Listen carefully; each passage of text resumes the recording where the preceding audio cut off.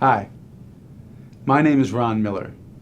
I'm a medical malpractice lawyer at Miller & Zois.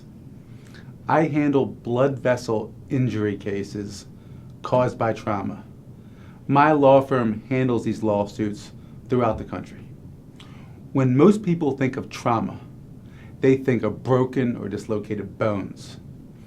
They do not consider that more might be happening beneath the surface.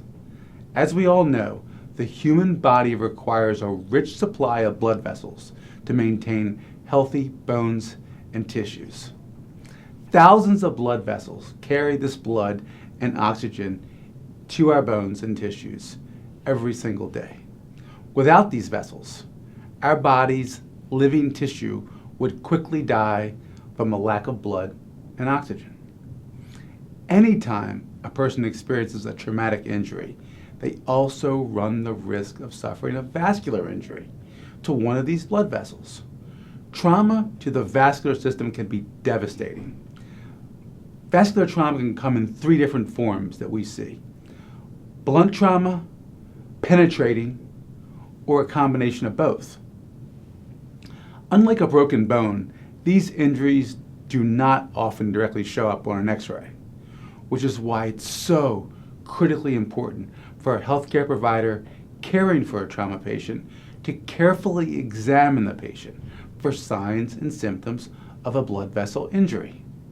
An essential workup for a blood vessel injury includes a complete and thorough history of the mechanism of injury, a complete and thorough physical exam, and checking the blood vessels and pulses in the injured extremity, and also checking for neurological deficits, such as numbness or tingling in the extremity, or anything like that.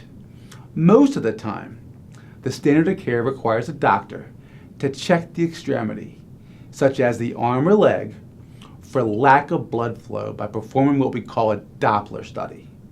This test can be quickly performed in any emergency room and can easily show a disruption in the blood flow.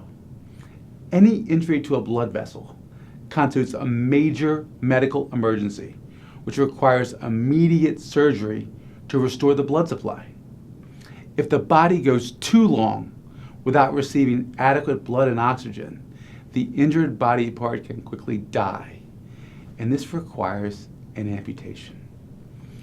Obviously, such a traumatic consequence can be devastating for the patient who is now deformed and can no longer return to work or perform the same activities of daily living. We've seen it, and it's just awful. Our law firm handles blood vessel injury cases from trauma. If you have a vascular injury from trauma and you think medical malpractice may have been a contributing cause, again, my name is Ron Miller. Call me today at 800-553-8082, and we can talk about your options for pursuing a potential malpractice claim. Thank you.